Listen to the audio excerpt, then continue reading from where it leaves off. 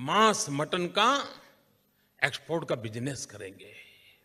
और इस वर्ष भारत सरकार ने घोषित किया है, स्वयं भारत सरकार ने घोषित किया है कि पूरे विश्व में बीफ एक्सपोर्ट में हिंदुस्तान नंबर 1 है।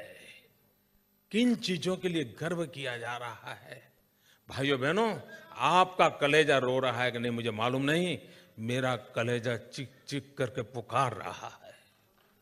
अगर हम कॉटन एक्सपोर्ट करते हैं तो भारत सरकार उस पर ड्यूटी लगाती है, लेकिन अगर आप मटन एक्सपोर्ट करते हैं तो भारत सरकार सब्सिडी देती है। ये मेरे देश की जड़ों से उखड़े हुए लोगों का मिजाज देखिए। भारत की जड़ों से जो उखड़ गए हैं, उन्होंने कॉटन एक्सपोर्ट पर ड्यूटी, मटन एक्सपोर्ट पर सब्सिडी। जी भाई साहब। माई सेल्फ अनुराग जैन और मैं एक स्टूडेंट हूँ। ज़्यादा तो मैं नहीं जानता इस्लाम के बारे में, लेकिन जैसा आपने कहा तो मुझे ऐसा लगता है कि अल्लाह बहुत दयावान है, जो इंसानों पर और हर जीव पर यानी जानवर पर भी बहुत दया करता है। अब मेरा सवाल, मैं आपकी इस बात से बहुत सहमत हूँ कि किसी भी इंसान का कत्ल करना इंसानियत का कत्ल करना है, और मैं ये भी मानता हूँ कि इस्लाम धर्म दया धर्म है और इंसानियत का धर्म है। आपने कहा किसी भी इंसान का कत्ल करना इंसानियत का कत्ल करना है। क्या किसी जीव, किसी जानवर का कत्ल करना कहीं किसी मायने में दया और इंसानियत का कत्ल करना तो नहीं है?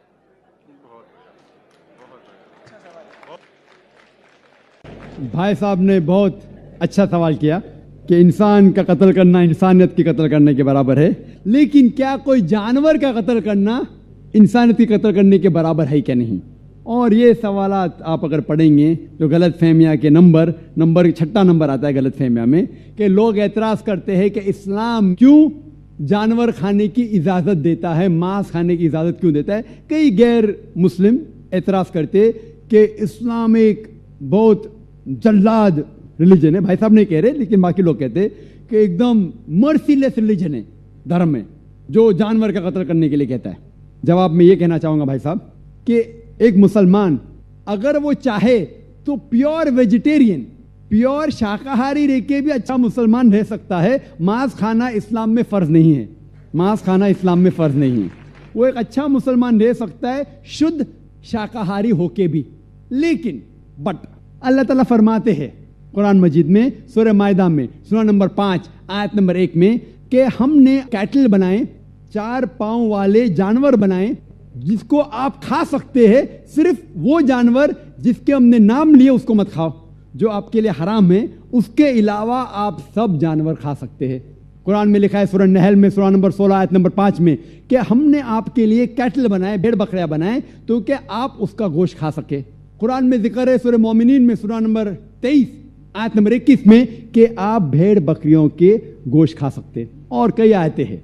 हम पहले ये जान ले कि मेडिकल साइंस आज ये कहती है कि इंसान के जिस्म में हमको अमाइनो एसिड की जरूरत है, 22 अमाइनो एसिड की जरूरत है। इसमें से 8 अमाइनो एसिड जिस्म में पैदा नहीं होते, बाहर के खाने से लेना लाजिम है। और कोई भी वेजिटेबल फ्रूट, कोई भी घास फूस, कोई भी फल में ये 8 के 8 अमाइनो एसिड है ही नहीं, लेकिन मांस में है और मच्छी में है। हाई लेवल ऑफ प्रोटीन है। High level of protein is present in the meat and in the fish. It is nutritious. Vitamin के है और आयरन भी है। अगर आप देखेंगे, अगर आप तहकीक करेंगे कि जो जानवर जो सिर्फ घास फूस खाते हैं, मिसाल के तौर पे गाय, भेड़, बकरी, उनके दांत को आप देखेंगे, उनके दांत चपटे हैं, हर्बीवोरस सेट ऑफ टीथ। वो सिर्फ घास खा सकते, मांस खा ही नहीं सकते। अगर आप उन जानवरों के दांत देखेंगे जो मांस खाते हैं, carnivorous animal like tiger, leopard, lion, शेर बब्बर, चीता, इनके दांत देखेंगे तो इनके नोकीले दांत है, कैनाइन सेट ऑफ टीथ। वो सिर्फ मांस खाते, घास फूस खा ही नहीं सकते। अगर आप जाके आईने में और हम लोग जाके आईने में देखेंगे अपने दांत, इंसान के दांत चपटे भी है, नोकीले भी है। अगर खुदा चाहता था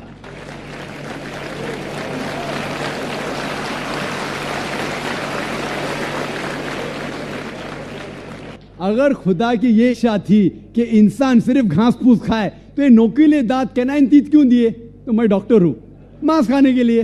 डाइजेस्टिव सिस्टम जो है हर्बीवोरस एनिमल का, गाय, बकरी का डाइजेस्टिव सिस्टम वो सिर्फ घास फूस डाइजेस्ट कर सकता है, हजम कर सकता है, गोश्त को हजम कर ही नहीं सकता है। आप अगर शेर, चीता, शेर बब्बर का डाइजेस्टिव सिस्टम देखेंगे, वो घास फूस हजम कर ही नहीं सकता है, सिर्फ गोश्त हजम कर सकता है। हम इंसानों का डाइजेस्टिव सिस्टम अल्लाह सुब्हाना व तआला ने इस तरीके से बनाया कि घास फूस भी हजम कर सकता है, गोश्त भी। तो हम घास फूस भी खा सकते हैं, गोश्त भी खा सकते हैं। और आप देखेंगे कि बहुत से लोगों को गलत फहमी है कि हिंदू मजहब में, हिंदू धर्म में गोश्त खाना हराम है। ये बिल्कुल गलत फहमी है। अगर आप पढ़ेंगे हिंदू धर्म की किताब पढ़ेंगे, मनुस्मृति अध्याय नंबर 5 श्लोका नंबर 30, उसमें लिखा हुआ है कि भगवान ने, खुदा ने कुछ जानवर को खाने के लिए बनाया है और कुछ जानवर को खा जाने के लिए। Some animals they have created to eat and some to be eaten. कुछ खाने के लिए और खुद खा जाने के लिए। अगर आप उन जानवरों को खाते हैं जो खुदा ने खाने के लिए बनाया है तो आप कोई गुनाह नहीं करते। मनुस्मृति अध्याय 5 श्लोक का नंबर 30। आगे आप पढ़ेंगे मनुस्मृति अध्याय 5 श्लोक का नंबर 31 में लिखा हुआ है कि अगर आप जानवर का कत्ल करते हैं पूजा के लिए तो आप कोई गुनाह नहीं कर रहे। आगे पढ़ेंगे मनुस्मृति अध्याय नंबर 5 श्लोका नंबर 39 और 40, उसमें लिखा हुआ है कि खुदा ने सैक्रिफिस्ड एनिमल बनाया है, मतलब खुसूसन कुछ जानवर बनाया है तो कि सैक्रिफाइस की जाए और उसको खा सके। अगर आप उस जानवर का कत्ल करते हैं सैक्रिफाइस के लिए और खाते हैं जो अल्लाह ताला ने, भगवान ने बनाया है, तो आप कोई गुनाह नहीं करते। ऋग्वेद में है कि आप खा सकते हैं। ऋग्वेद में यह भी लिखा है कि आप भैंस खा सकते हैं, आप गाय खा सकते हैं। कितने श्लोक के मैं हवाला दे सकता हूं। अगर आप पढ़ेंगे महाभारत, देखो ऋग्वेद तो बहुत कम हिंदू लोग ने पढ़ा है, लेकिन महाभारत तो आप जानते होंगे, सुना होगा।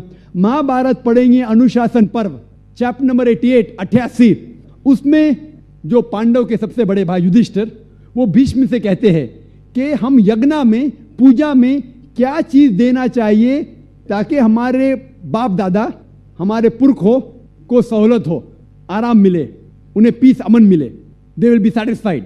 तो भीष्म कहते हैं कि यज्ञ में, पूजा में अगर आप वेजिटेबल्स देंगे, घास फूस, फल, चावल देंगे तो हमारे बाप दादा, हमारे पुरखों एक महीने तक संतुष्ट रहेंगे।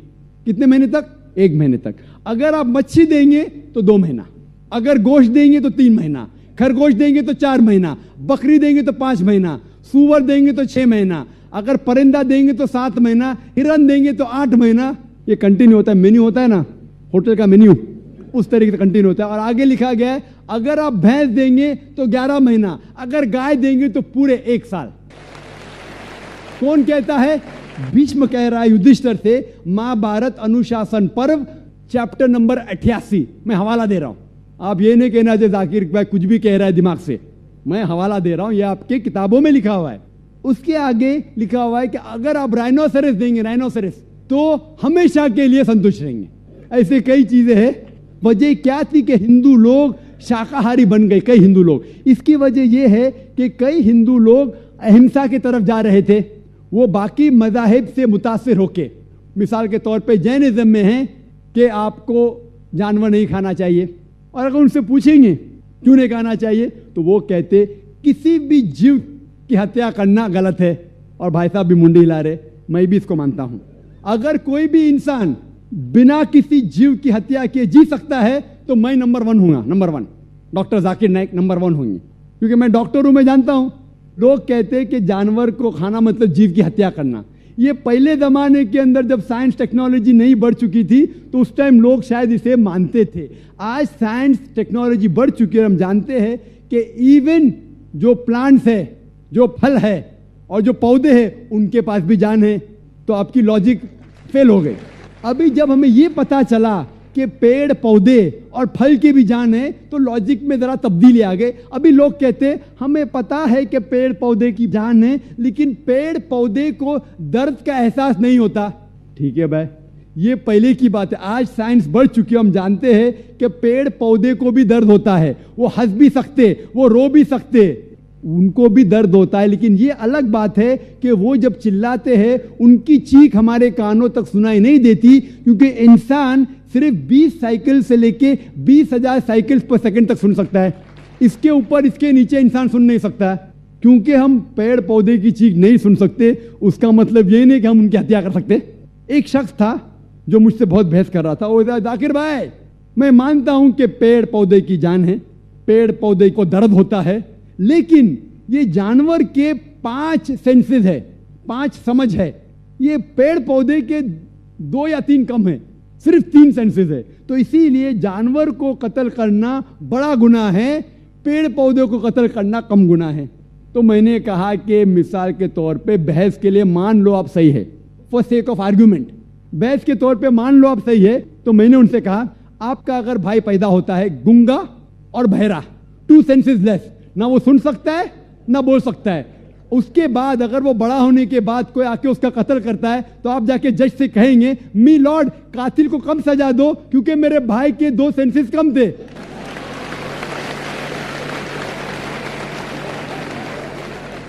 آپ تو الٹا یہ کہیں گے کہ میرا بھائی تو معصوم تھا, وہ گنگا تھا, سن بھی نہیں سکتا تھا, بول بھی نہیں سکتا تھا, اس کو ڈبل سزا دو.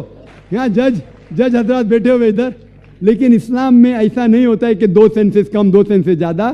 اللہ تعالیٰ فرماتے سورہ بقرہ میں سورہ نمبر 2 آیت نمبر 168 میں, یا الذین آمنو, او مومنو, آپ وہ کھاؤ جو آپ کے لیے حلال ہے, جو حلال ہے آپ کھا سکتے. آپ جو سانس لے رہے, بھائی صاحب سانس لے رہے, آپ کو پتا ہے کہ millions of germs are dying, یہ جراثیم جو آپ سانس لے کے ان کو بھی جان ہے. آپ اگر 5 منٹ تک سانس نہیں لیں گے آپ مر جائیں گے, ہر منٹ میں آپ ہتیا کر رہے ہیں, آپ کو پتا ہے. لیکن یہ جو جانور ہے, پیڑ پودے ہے, جراثیم ہے, یہ عالمی بھائی چارے میں نہیں آتے, ان کا قتل کرنا عام طور سے حرام ہے. لیکن اگر آپ کو جینے کے لیے ان کا قتل کرتے ہیں اللہ کا نام لیتے ہوئے کہ ہم ان کو قتل کر رہے ہیں تو یہ گناہ نہیں ہے. لیکن صرف ہمارے نشانے بازی کے لیے اگر میں کوئی جانور کا قتل کرتا ہوں وہ حرام ہے, لیکن کھانے کے لیے اگر میں جانور کا قتل کرتا ہوں یا پیڑ پودے کاٹتا ہوں کھانے کے لیے تو یہ اسلام میں اجازت ہے. جو جانور کی اجازت ہے, جو جانور حلال ہے اس کو آپ کاٹ سکتے ہیں کھانے کے لیے, صرف نشانی بازی کے لیے نہیں. تو آپ دیکھیں گے عام ہندو کے جو ہے نا عالمی بھائی چارے, اس کے اندر پیڑ پودے بھی آپ کے بھائی ہے, جانور بھی بھائی, جو اسلام میں نہیں. اسلام میں عالمی بھائی چارے کے لیے ہر انسان آپ کا بھائی ہے, بھلے امریکہ میں ہو, انڈیا میں ہو, یو کے میں ہو, کالا ہو, گورا ہو, وہ آپ کا بھائی ہے. لیکن جانور آپ کے بھائی نہیں ہے, لیکن جانور کا بھی حقوق قرآن اور حدیث میں دیا گیا ہے. لیکن جو جانور کی اجازت دی گئی ہے کھانے کے لیے ان کو ہم کھا سکتے. ہوپ یہ جواب آپ کے لیے کافی ہے. آپ نے یہ کہا کہ پیڑ پودوں کو یدی ہم کھاتے ہیں تو کچھ سنائی دینے کی آپ نے بات کہی تھی, لیکن ہم ایسا تو کر ہی سکتے ہیں جن بچوں کی ہمیں چیخ یا کسی بھی چیخ سنائی دے رہی ہے اس کو رونے سے روک سکتے ہیں. دوسرا, جو چائنا میں نوجات ششو کھائے جاتے ہیں, یدی کوئی اسلام دھرم کا انویائی ان کا اللہ کا نام لے کر یدی کھاتا ہے تو کیا یہ اچت ہے؟ میں نے ایک اخبار میں کٹنگ پڑھی تھی کہ وہاں نیو بورن چائلڈ وہاں کھائے جاتے ہیں, تو کیا اسلام میں اس طریقے کی اجازت ہے؟ بھائی صاحب نے سوال کیا کہ کیونکہ بچوں کی جو چیخ سنائی دیتی تم چپ کر لیتے, سنائی نہیں دی تو کیا کریں گے. اور انہوں نے سوال پوچھا کہ چائنا میں بچوں کا گوشت کھایا جاتا ہے, وہ بالکل حرام ہے. جیسا میں نے کہا صرف ان جانور جن کی اجازت ہے وہ جانور کا گوشت آپ کھا سکتے, انسان کا گوشت کھانا تو بالکل حرامی ہے. کس کا بھی نام لو, کس کا بھی نام لو, اللہ کا نام لے کے سور بھی کھانا حرام ہے. جو جانور کی اجازت ہے وہی جانور کھا سکتے ہیں, اور کوئی بھی جانور نے بھلے آپ اللہ کا نام لو یا نہ لو, اللہ نے جب اجازت دی نہیں تو نام لے کے کیا فائدہ. اور آپ کا جو پہلا سوال تھا کہ بچوں کی چیخ سنائی دیتی تو چپ کرتے ہیں, نہیں سنائی دی تو کیا کریں گے. اگر بچہ گونگا ہے تو کیا کریں گے, آپ اس کو دودھ نہیں دیں گے. گونگے بچے کو کیا کریں گے, آپ اور اس کو توجہ دیں گے کہ اس کی چیخ سنائی نہیں دیتی تو اسی لیے میں اور توجہ دوں گا کہ دودھ ٹائم پہ ملے. وہ جس کو چیخ سنائی دیتی ہے دودھ نہیں ملا تو روئے گا, تو مجھے معلوم پڑے گا. تو ماں گونگے بچوں کی اور توجہ کریں گے, اسی لیے آپ کو پیڑ پودے کی توجہ اور دینا چاہیے کیونکہ آپ کو چیخ سنائی نہیں دیتی. کئی ہندوؤں کو یہ غلط فہمی ہے کہ ہندو مذہب میں گوشت کھانے کی ممانعت ہے. آپ جب ہندو دھارمک کتاب کا مطالعہ کریں گے, ان کی کتاب میں صاف لکھا ہے کہ آپ گوشت بھی کھا سکتے ہیں, بکری بھی کھا سکتے ہیں, گائے بھی کھا سکتے ہیں. وید میں لکھا ہے, کئی کتابوں میں لکھا ہے. جب آپ پڑھیں گے منو اسمرتی ادھیائے نمبر 5 منترا نمبر 30 میں, اس میں لکھا ہے if the eater eats the thing to be eaten he is not doing a sin. because God has created some to eat and some to be eaten. اگر کھانے والا کھانے والی چیز کو کھاتا ہے تو گناہ نہیں کر رہا ہے, کیونکہ خدا نے کچھ چیز کو کھانے کے لیے پیدا کیا ہے اور کچھ چیز کھا جانے کے لیے. some to eat and some to be eaten.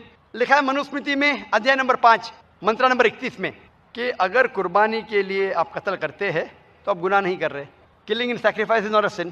لکھا ہے منوسمرتی میں ادھیائے نمبر 5 شلوکا نمبر 39 اور 40 میں کہ killing in sacrifice is not considered as killing. اگر آپ قربانی میں قتل کرتے ہیں تو وہ قتل نہیں ہوتا, خدا نے اس کی اجازت دی ہے.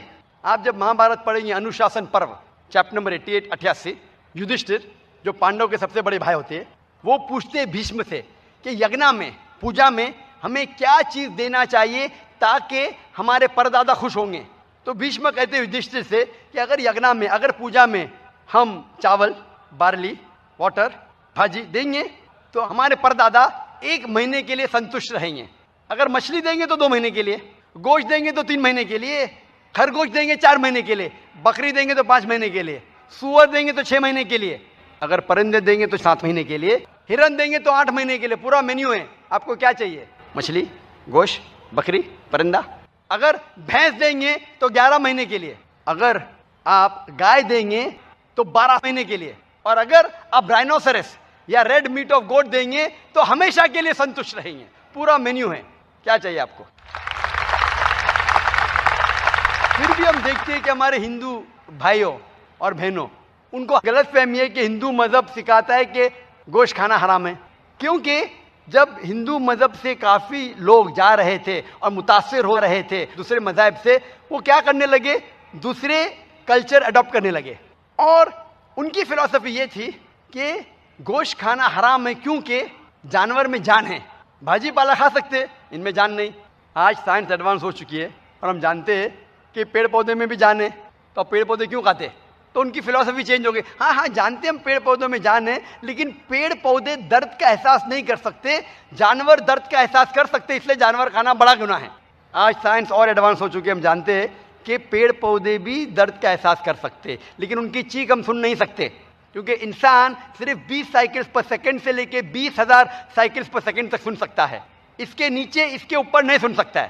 آپ نے سنا ہوگا سائلنٹ ڈاگ وسل, ایک خاموش سیٹی, کتوں کی خاموش سیٹی, کیونکہ کتے سن سکتے 40,000 سائیکل تک کے. تو وہ سائلنٹ وسل آپ بلو کریں گے, اس سیٹی کو جب آپ بجائیں گے اس کی فریکوینسی 20,000 سائیکلز پر سیکنڈ سے لے کے 40,000 سائیکلز پر سیکنڈ. انسان نہیں سن سکتے, کتے سن کے بھاگ کے آتے اپنے مالک کے پاس. لیکن پیڑ پودے کو درد کا احساس ہوتا ہے, لیکن اس کی چیخ ہمیں سنائی نہیں دیتی. ایک فارمر تھا جس نے ایسا آلہ پیدا کیا, ایسا اکوپمنٹ جو پودوں کی چیخ کو سن سکتا تھا, converted to the human frequency, اور پتہ لگتا تھا کہ اس کے پانی کی ضرورت ہے. تو ایک شخص جو سب سے زیادہ مجھ سے بحث کیا, ہاں ذاکر میں جانتا ہوں کہ پیڑوں میں جان ہے, پیڑوں کو درد کا احساس ہوتا ہے, لیکن یہ پیڑ جو ہے, یہ پودے جو ہے, ان کے پاس صرف 3 سینسز ہے, 3 سینسز ہے. جانوروں کے پاس 5 سینسز ہے, اس لیے جانور کا قتل کرنا اور بڑا گناہ ہے. تو میں نے کہا بحث کے طور پر میں آپ کی بات مان لیتا ہوں کہ پیڑ پودوں کے پاس 3 سینسز ہے, جانور کے پاس 5 سینسز ہے, جانور کے پاس 2 سینسز زیادہ ہے. تو میں ان سے پوچھا کہ اگر تمہارا بھائی پیدا ہوتا ہے 2 سینسز کم کے ساتھ, وہ بہرا اور گنگا پیدا ہوتا ہے, نہ سن سکتا ہے نہ بول سکتا ہے, جب بڑا ہوتا ہے اور کوئی اس کا قتل کرتا ہے تو آپ کیا جا کے بولیں گے جج کو, می لارڈ قاتل کو کم سزا دو کیونکہ میرا بھائی کے پاس 2 سینسز کم تھے, وہ سن نہیں سکتا تھا, بول نہیں سکتا تھا. آپ تو کہیں گے جج کو اس کو ڈبل سزا دو, بیچارے معصوم کو مارا ہے. اسلام میں 2 سینسز زیادہ 2 سینسز کم نہیں. اسلام میں اللہ تعالیٰ فرماتے سورہ بقرہ میں سورہ نمبر 2 آیت نمبر 168 کہ جو چیز جائز ہے وہ کھا سکتے, جو طیب ہے آپ کے لیے, جو اچھا ہے کھا سکتے, جو نہیں اچھا ہے نہیں کھا سکتے. Simple formula. اور اگر انسان گائے بکری اور بھیڑ کو کھانا بند کریں گے, اتنی تعداد میں وہ بڑھتے ہیں, ان کا جنم ہوتا ہے اتنا فاسٹ کہ اگر ہم بند کر دیں گے تو ایک نیا پرابلم پیدا ہو جائے گا, اوور پاپولیشن آف کیٹل. ابھی تو اوور پاپولیشن آف انسان ہے, ایک نیا پرابلم کریٹ ہو جائے گا, اوور پاپولیشن آف کیٹل. اور ہندوستان میں اگر غیر مسلم گوشت نہیں کھاتے, مجھے کوئی گلا شکوہ نہیں, مجھے کوئی گلا شکوہ نہیں, کیونکہ ہر ہندوستانی اگر گوشت کھانے لگیں گے تو گوشت کا بھاؤ بڑھ جائے گا ہندوستان میں, تو مجھے کوئی گلا شکوہ نہیں. لیکن کوئی اگر یہ کہتا ہے کہ ذاکر گناہ کر رہا ہے گوشت کھانے کے بعد, تو میں یہ جواب دیتا ہوں 9ویں غلط فہمی اسلام کے متعلق ہے کہ کچھ غیر مسلم کہتے ہیں کہ اگر مسلمان گوشت کھاتے میں کوئی حرج نہیں, لیکن یہ مسلمان جب جانور کا قتل کرتے تڑپا تڑپا کے کیوں مارتے؟ ایک جھٹکا فٹاک مارنا چاہیے, جانور ختم, کھاتے ہمیں کوئی اعتراض نہیں, لیکن تڑپا تڑپا کے کیوں مارتے؟ تو ایک مسلمان ایک سکھ کے ساتھ بحث کر رہا تھا. وہ سکھ بولا تم مسلم ایک دم جاہل ہے, بے رحم ہے, تم لوگ جانور کو تڑپا تڑپا کے مارتے. تو مسلمان نے کہا ہم مسلمان مرد کے بچے آگے سے اٹیک کرتے, تم سکھ بزدل ہے پیچھے سے اٹیک کرتے. یہ تھا بیٹل آف وٹس, حکمہ. لیکن یہ صحیح جواب نہیں, یہ جواب صحیح نہیں کہ ہم مرد کے بچے اس لیے آگے سے اٹیک کرتے. یہ بیٹل آف وٹس. صحیح جواب ہے کہ اسلام میں ہم جب ذبیحہ کرتے ہیں تو چھری ہونا چاہیے تیز, تاکہ جانور کو زیادہ درد نہ ہو. کئی چیزیں ہیں, وقت کی قلت ہونے کی وجہ سے میں صرف اہم باتیں کہوں گا کہ جب ہم ذبیحہ کرتے ہیں تو گردن کے جو تھروٹ ہے اس کو کاٹتے ہیں, and the vessels of the neck, جو نس ہے گردن کی اس کو کاٹتے ہیں without damaging the spinal cord. جب ہم یہ کرتے ہیں تو ہارٹ پمپ کر رہا ہے بلڈ کو. ہارٹ جب بلڈ کو پمپ کر رہا ہے اور vessels of the neck damage ہوتے, ہارٹ پمپ ہونے کی وجہ سے چند منٹوں میں جو خون رہتا ہے جسم میں, جانور کے جسم میں, وہ باہر نکل جاتا ہے. اسپائنل کارڈ کو ڈیمیج نہیں کرتے, کیونکہ اگر اسپائنل کارڈ کو ڈیمیج کرے تو وہ نرو جو برین کو جا رہی ہے, اگر کارڈیاک نرو کٹ جائیں گی تو دل بھی کارڈیاک اریسٹ, جو دل کو جا رہی ہے اگر کٹ جائیں گی تو کارڈیاک اریسٹ ہوئے گا, خون بدن میں جم جائے گا. ہم خون کو جانور کے بہاتے ہیں کیونکہ آج سائنس کہتی ہے کہ خون is a good media of germs and bacteria. Toxin جراثیم کا بہت اچھا میڈیا ہے. اگر اس کے ساتھ ہم گوشت کو کھائیں گے تو بہت چانسز ہے کہ ہم اس کی بیماریاں کو کھائیں گے اور انسان اور آسانی سے بیمار ہو سکتا ہے. We are hygienic, we are scientific. اور جب گوشت میں خون کی کمی رہتی تو وہ گوشت اور دنوں تک تازہ رہ سکتا ہے. اور لوگوں کو غلط فہمی ہے کہ جانور تڑپا تڑپا کے مرتے ہیں. ہم جب ذبیحہ کرتے ہیں تو خون کا جو فلو رہتا ہے برین کو, اس حصے کا جس سے درد محسوس ہوتا ہے وہ کٹ جاتا ہے. تو جانور کو درد نہیں ہوتا ہے, جانور تڑپتا ہے درد کے مارے نہیں, کیونکہ there is contraction and relaxation of the muscles. Muscles کے کانٹریکشن اور ریلیکسیشن کی وجہ سے, لیک آف بلڈ کی وجہ سے وہ تڑپتا ہے, ناٹ بیکاز آف پین, درد کے احساس سے نہیں. سو اسلامک طریقہ ذبیحہ کا ماڈرن طریقے سے کئی گنا دیالو ہے اور بہتر ہے اور سائنٹیفک ہے. 10ویں غلط فہمی جو اسلام کے متعلق ہے کہ کئی غیر مسلم کہتے ہیں کہ آج کی سائنس اور ٹیکنالوجی کہتی ہے کہ جو چیز آپ کھاتے ہیں وہ چیز آپ پہ اثر کرتی ہے. It has an effect on your behaviour. جو چیز آپ کھاتے ہیں وہ آپ کے بیہیویئر کو افیکٹ کرتا ہے. اور آپ مسلم لوگ جانور کھاتے اور جانور کی طرح برتاؤ کرتے. تو میں کہتا ہوں ان غیر مسلموں سے, میں بالکل مانتا ہوں آپ کی بات, جو آپ کھاتے ہیں آپ پہ اثر کرتا ہے. اسی لیے ہم مسلمان بھیڑ, بکری, گائے, دیالو, شانتی, سلامتی والے جانور کھاتے کیونکہ ہم سلامتی چاہتے ہیں. ہم شیر ببر ایسے فیروشس جانور نہیں کھاتے کیونکہ ہم وائلنٹ نہیں ہیں. ہمیں اجازت ہے صرف دیالو, شانتی, سلامتی کے جانور کھانے کی. پیسفل اینیملز, دا کیٹل, کاؤ, گوٹ, شیپ. اور اللہ تعالیٰ فرماتے قرآن مجید میں سورہ اعراف میں سورہ نمبر 7 آیت نمبر 157, اللہ تعالیٰ کہتے کہ جو رسول آپ کو حکم دیتے ہیں کہ یہ کھاؤ تو آپ کو کھانا چاہیے. جو حکم دیتے اچھی چیز کا وہ اچھی چیزیں کرو, اور جو چیز غلط ہے اور بری ہے اس کی ممانعت ہے آپ کے لیے. جو اللہ کے رسول what he commands you to take you should take, what he forbids you should abstain from. اللہ تعالیٰ فرماتے سورہ حشر میں سورہ نمبر 59 آیت نمبر 7 میں کہ اللہ کے رسول آپ کو اجازت دیتے حلال چیز کی اور ممانعت کرتے ہیں غلط بری چیزوں سے. اور حدیث میں آپ کو پتہ چلے گا صاف طور پہ کس جانور کھانے کی اجازت ہے, کون سے جانور کھانے کی اجازت نہیں, کئی حدیثوں میں.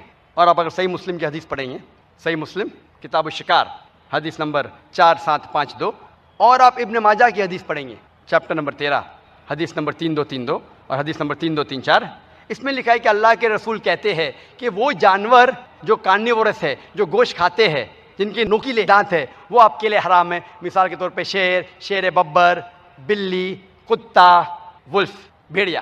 وہ جانور مثال کے طور پہ چوہا, ریبٹس وتھ کلوز, وہ خرگوش جس کے نوکیلے ناخن ہیں. وہ جانور جیسے سانپ, مگرمچھ. وہ پرندے جو دوسرے جانور کھاتے ہیں اور جن کے پاس نوکیلے ناخن ہیں, مثال کے طور پہ کوا, الو, ولچر, ایگل, چیل. ان سارے جانور کی ممانعت ہے. صلاح کا جب ترجمہ کوئی انگریزی میں کرتا ہے تو اکثر اس کا ترجمہ کرتے ہیں پریئر, اور جب ہم اس کے معنی دیکھتے آکسفورڈ ڈکشنری میں, پریئر کے معنی ہیں to beseech, to ask for help, کسی سے مدد مانگنا. یہ ترجمہ صلاح کا صحیح نہیں ہے. جو ہم صلاح کے بعد دعا مانگتے ہیں, دا سپلیکیشن وی ڈو, اس کے معنی ہے مدد مانگنا. کیونکہ صلاح میں ہم اللہ سے مدد مانگنے کے علاوہ ہم اس کی تعریف بھی کرتے ہیں, ہم اس کا شکریہ ادا بھی کرتے ہیں اور اللہ سے ہدایت بھی پاتے ہیں. اسی لیے ٹو پرے, مدد مانگنا, صلاح کا پورا ترجمہ نہیں ہے اور ہم اسے صحیح نہیں کہہ سکتے. اردو میں جو ہم ترجمہ کرتے ہیں نماز, یہ پرشین لفظ سے آتا ہے, اسے کہتے ہیں بندگی. یہ ترجمہ کافی حد تک صحیح ہے. انگریزی ترجمہ پریئر سے اور صحیح ہے. اور انگریزی میں صلاح کو پسند کرتا ہوں کہنے کے لیے پروگرامنگ, یا عام زبان میں کہیں گے برین واشنگ, دماغ کی صفائی کرنا. لیکن کوئی اگر کہیں گا آذان سننے کے بعد آپ کہاں جا رہے, اور کہیں گے I'm going for brain washing, میں دماغ کی صفائی کرنے کے لیے جا رہا ہوں, تو عجیب لگتا ہے. تو کہ انگریزی میں کہیں گا کہ میں پریئر کے لیے جا رہا ہوں, مجھے کوئی حرج نہیں ہے. لیکن یہ کہنا چاہتا ہوں پریئر جو انگریزی لفظ ہے وہ صلاح کا صحیح ترجمہ نہیں ہے. میں پسند کرتا ہوں کہنے کے لیے پروگرامنگ ٹورڈز رائچسنس, یا صلاح رہنمائی اور ہدایت کا راستہ ہے. کیونکہ صلاح میں اللہ سے مدد مانگنے کے علاوہ ہم اس کا شکریہ ادا بھی کرتے ہیں, ہم اس کی تعریف بھی کرتے ہیں اور اس سے ہدایت اور رہنمائی بھی پاتے ہیں. جب بھی ہم یہ لفظ پروگرامنگ سنتے ہیں فوراً ہمارے دماغ میں کمپیوٹر آ جاتا ہے. اگر آپ مجھے اجازت دیں گے کہ میں انسان کو ایک مشین کہوں تو مجھے یہ کہنا پڑے گا کہ انسان دنیا کی سب سے بہترین مشین ہے, انسان دنیا کی سب سے بہترین کمپیوٹر ہے. اور اکثر یہ عام ہے کہ جب ہم صلاح پڑھتے ہیں اکثر ہمارا ذہن بھٹکتا ہے. یہ عام بات ہے, یہ کچھ نئی بات نہیں, ہم جانتے ہیں لیکن کئی بار کسی ذکر نہیں کریں گے. لیکن ہم سب جانتے ہیں کہ اکثر جب ہم صلاح پڑھتے ہیں تو ہمارا ذہن بھٹکتا ہے. اگر کوئی طالب علم کوئی امتحان کا پیپر دینے کے بعد جب صلاح پڑھ رہا ہے تو صلاح میں وہ سوچیں گا سوال نمبر 2 کا جواب میں نے ایسے کیوں دیا, اگر ویسے دیتا تھا تو اچھا ہوتا. وہ عورت سوچیں گی کہ میرے شوہر کے لیے آج میں کیا پکاؤں, چکن بریانی یا مٹن پلاؤ. یہ صلاح میں ہی سب ہمیں خیال آتا ہے. وہ بزنس مین سوچے گا, تاجر سوچے گا کیا میں کس کا دھندا کروں, کون سے تجارت میں مجھے زیادہ فائدہ ہے. تو صلاح میں ہمارا ذہن بھٹکتے رہتا ہے, اور یہ عام بات ہے, بھٹکنا چاہیے نہیں لیکن بھٹکتا ہے. کیوں؟ کیونکہ اکثر ہم مسلمان 80% سے زیادہ مسلمان ہم عربی نہیں جانتے. اور جب ہم صلاح میں جو آیتیں پڑھتے ہیں قرآن مجید کی, مثال کے طور پہ سورہ فاتحہ پڑھنا فرض ہے. ہم جب سورہ فاتحہ پڑھتے ہیں ہمیں سورہ فاتحہ اتنے اچھی طریقے سے یاد ہے کہ اگر نیند میں سے ہمیں کوئی اٹھائیں گا 2 بجے رات کو اور کہیں گا سورہ فاتحہ پڑھو تو ہم 100 میل کی رفتار پہ پڑھ سکیں گے. الحمد للہ رب العالمین مالک یوم الدین, کیونکہ ہمیں سورہ فاتحہ بہت اچھی طریقے سے یاد ہے. نیند میں بھی آپ بولیں گے تو ہم 100 میل کی رفتار پہ سورہ فاتحہ پڑھ سکیں گے.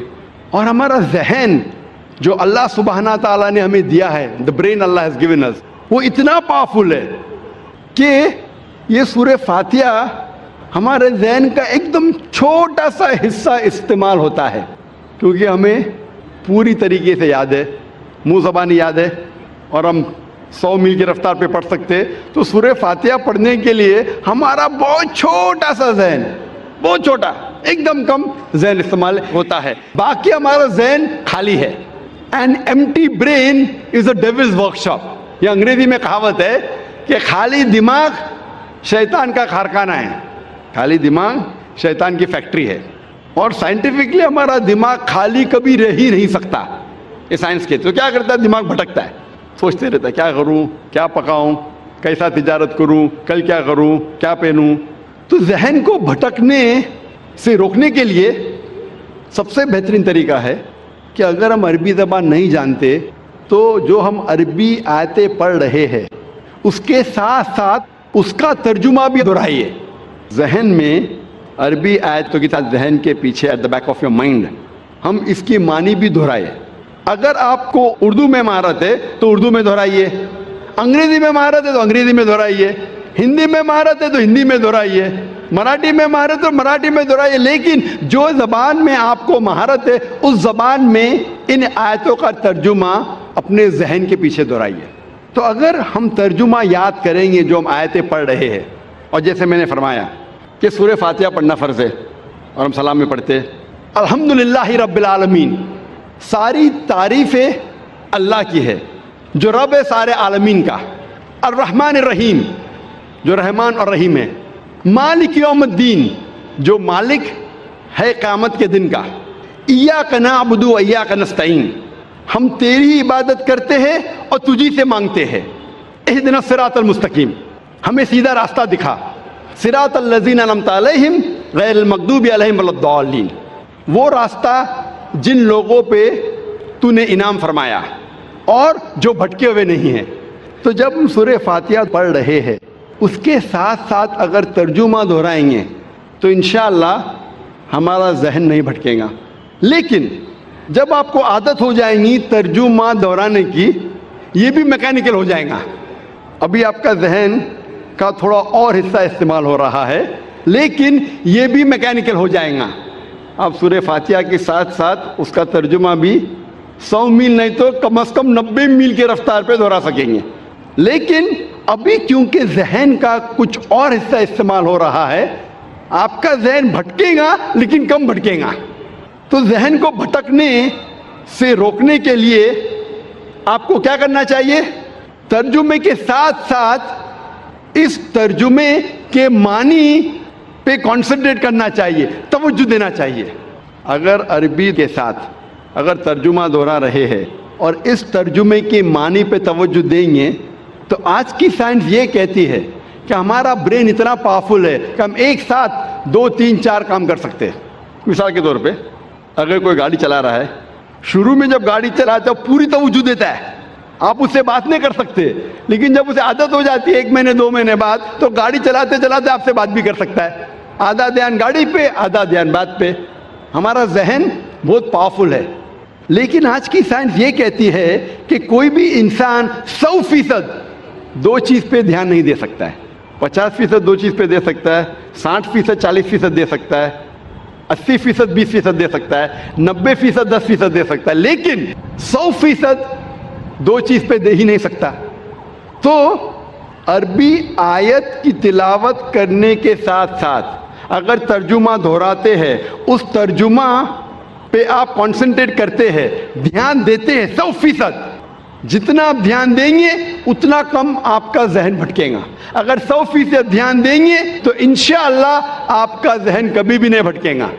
تو اسی لیے ذہن کو بھٹکنے سے روکنے کے لیے یہ ضروری ہے کہ جو بھی آیتوں کی آپ تلاوت کرتے ہیں قرآن مجید میں، جو بھی اللہ کے رسول فرماتے حدیث میں جو میں پڑھنا چاہیے سلام میں، اس کی معنی آپ جانیں اور اس معنی پہ توجہ دیں گے 100%، تو انشاءاللہ آپ کا ذہن کبھی بھی نہیں بھٹکے گا۔ اللہ تعالیٰ فرماتے ہیں، اور اس تقریر کے شروع میں نے قرآن مجید کی ایک آیت کی تلاوت کی تھی، سورہ عنکبوت سورہ نمبر 29 آیت نمبر 45 میں جہاں اللہ تعالیٰ فرماتے اتلو ما اوحی الیک من الکتاب واقم الصلاۃ ان الصلاۃ تنہی عن الفحشاء والمنکر، تلاوت کرو ان آیتوں کی جو میں نے نازل کی ہے اس کتاب میں، واقم الصلاۃ، اور صلاح کو قائم کرو، ان الصلاۃ تنہی عن الفحشاء والمنکر، بے شک صلاح فحشی اور برے کاموں سے روکتی ہے۔ قرآن مجید میں اللہ تعالیٰ فرماتے ہیں کہ بے شک صلاح فحشی اور برے کاموں سے روکتی ہے، جسے میں کہتا ہوں ہدایت کا راستہ، پروگرامنگ ٹورڈز رائچسنس، صلاح دا پروگرامنگ ٹورڈز رائچسنس، صلاح رہنمائی اور ہدایت کا راستہ۔ صلاح ہمیں پروگرام کرتی ہے صحیح راستے کی طرف، اور ہم جانتے ہیں کہ سورہ فاتحہ کے بعد ہم قرآن مجید کی چند آیتوں کی تلاوت کرتے ہیں۔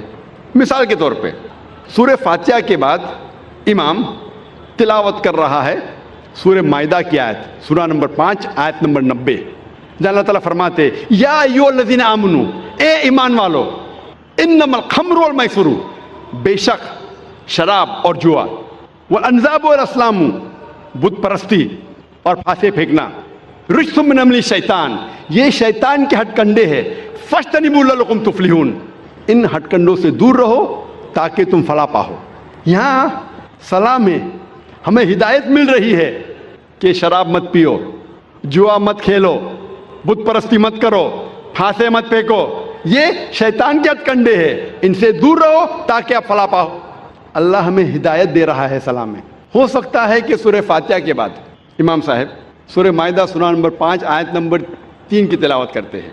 अल्लाह ताला फरमाते हैं, हुर्रिमत अलैकुमुल मैततु वद्दमु वलहमुल खिंजीर वमा उहिल्ला लिगैरिल्लाह बिही, हराम में आपके लिए मरा हुआ गोश्त, खून, खिंजीर सूअर का गोश्त और गैर अल्लाह का खाना, अल्लाह के अलावा किसी और का नाम लिया हुआ खाना, यह आपके लिए हराम है।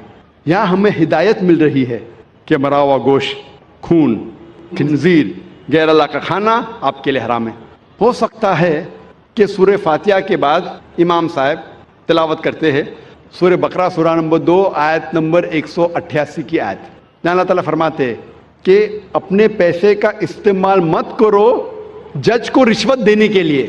जो हाकिम है, जो जज है, उसको रिश्वत देने के लिए पैसे मत इस्तेमाल करो ताकि आप दूसरे का माल हड़प कर सको। यहाँ हिदायत मिल रही है कि रिश्वत देना हराम है। हो सकता है कि इमाम साहब सूरह फातिहा के बाद तिलावत करते हैं सूरह इसरा की आयत सूरा नंबर 17 आयत नंबर 23 और 24।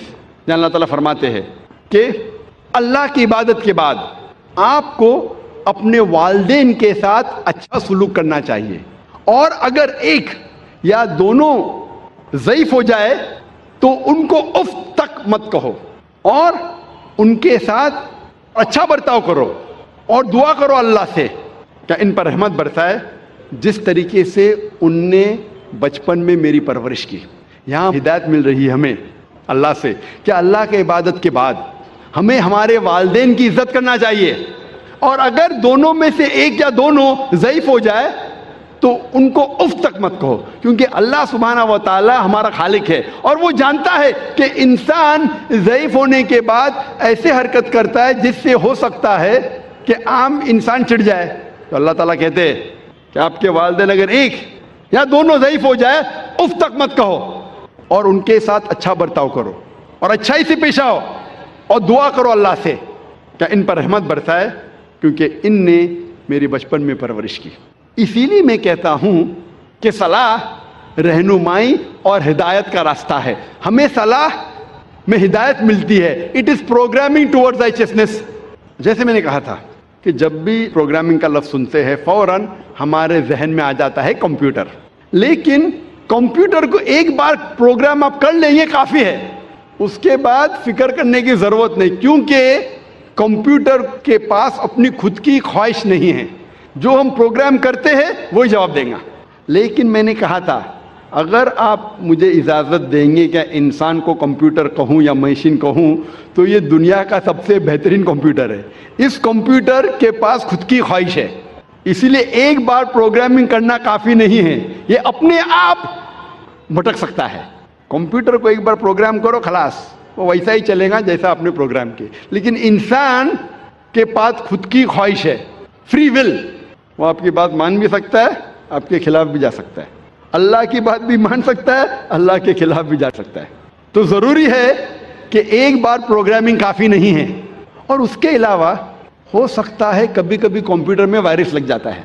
अगर कंप्यूटर में वायरस लग गया फिर ज़रूरी है कि हमें फिर से प्रोग्रामिंग करनी पड़ेगी। कंप्यूटर में वायरस घुस गया तो हमें हार्ड डिस्क को फॉर्मेट करने पड़ता है, फिर से प्रोग्रामिंग करनी पड़ेगी, वरना कंप्यूटर नहीं चलेगा। तो आज हम देखते हैं आज के माशरे में इतनी बुराइयां हैं। हम जब माशरे के बाहर निकलते हैं हम देख रहे हैं कि कितने लोग झूठ बोल रहे हैं, कितने लोग रिश्वत दे रहे हैं, कितने लोग जिना कर रहे हैं, नंगे नंगे कपड़े पहन रहे हैं। ये सब देख के हमारे दिमाग में वायरस आ जाता है। इसीलिए हमारे जहन को फिर से प्रोग्रामिंग करने की ज़रूरत है। जिस तरीके से डॉक्टर कहता है कि अच्छी सेहत के लिए कम से कम 3 बार आपको खाना खाना चाहिए, उसी तरह अच्छी रूह के लिए हमारा खालिक अल्लाह सुब्हाना तआला कहता है कि कम से कम आपको प्रोग्रामिंग करना पड़ेगा 5 बार दिन में। अगर अच्छी रूह चाहते हैं तो प्रोग्रामिंग कम से कम 5 बार। ہم جب یہودی مذہبی کتاب پڑھتے ہیں، یہودی لوگوں کی مذہبی کتاب پڑھتے ہیں، تو اس میں لکھا ہے بک آف ڈینیل میں، اولڈ ٹیسٹمنٹ میں، چیپٹر نمبر 6 ورس نمبر 10 میں، کہ خدا کہتا ہے کہ ڈینیل نے 3 بار نماز پڑھی. تو یہودی مذہب میں 3 بار نماز پڑھنا چاہیے. عیسائی مذہب میں لکھا ہے کہ پرے ان سیزنلی، جتنا پڑھ سکے اتنا پڑھیے. لیکن قرآن مجید میں اللہ سبحانہ و تعالی ہمیں حکم دیتے ہیں کہ روز کم از کم دن میں 5 بار آپ کو صلاح پڑھنی چاہیے، صلاح قائم کرنا چاہیے، نماز پڑھنی چاہیے. اللہ تعالیٰ فرماتے ہیں سورہ ہود میں، سورہ نمبر 11 آیت نمبر 114 میں، کہ آپ صلاح قائم کرو دن کے دونوں آخری حصے میں اور جب رات قریب آ رہی ہے. اس کا مطلب ہے کہ دن کے دونوں آخری حصے میں، مطلب ایک آخری حصہ ہے فجر جب دن شروع ہوتا ہے، اور دوسرا حصہ ہے عصر جب دن ختم ہونے آتا ہے. اور کہا گیا ہے کہ جب رات نزدیک آ رہی، مطلب مغرب صلاح.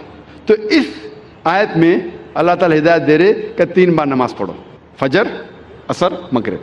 اللہ تعالیٰ فرماتے سورہ اسراء میں سورہ نمبر 17 آیت نمبر 78 میں کہ نماز قائم کرو فجر کی، صبح کی، اور جب سورج اونچائی سے اترنے لگتا ہے، اور رات کے حصے میں.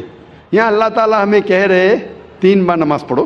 ایک ہے فجر، تو پھر سے دہرایا گیا ہے، جو سورہ ہود میں بھی کہا گیا تھا. اور سورج جب سب سے اونچے حصے پہ ہے، ایٹ دا پینیکل، جب اترنے لگتا ہے، یہ وقت ظہر کا، اور رات کے حصے میں یہ عشاء کا. تو یہ دونوں آیتوں سے ظاہر ہوتا ہے کہ ہمیں کم از کم نماز 5 بار پڑھنی چاہیے. اور کئی آیتوں میں اللہ تعالیٰ ذکر کرتے نماز پڑھنے کے بارے میں. مثال کے طور پہ سورہ طہ سورہ نمبر 20 آیت نمبر 130 میں، اور سورہ روم سورہ نمبر 30 آیت نمبر 17-18 میں. ہر مسلم کو کم از کم 5 بار صلاح قائم کرنی چاہیے. ایک ہے فجر، جب دن شروع ہوتا ہے، جب رات میں آپ کو سفیدی نظر آتی ہے، اس وقت سے لے کے سورج نکلنے کے پہلے تک. پھر ظہر کا وقت، سورج سب سے اونچائی پہ رہتا ہے جب اترنے لگتا ہے، اور ظہر اور عصر کے بیچ، یا جب آپ کی پرچھائی دگنی ہو جاتی ہے. تیسری صلاح ہے عصر، ظہر کے وقت کے بعد سے شروع ہوتی ہے اور سورج ڈھلنے سے پہلے. چوتھی صلاح ہے مغرب کی، سورج ڈھلنے کے بعد سے شروع ہوتی ہے اور آسمان میں لالے ختم ہونے سے پہلے. اور آخری صلاح ہے عشاء کی، جو مغرب صلاح کے بعد سے لے کے نصف اللیل تک.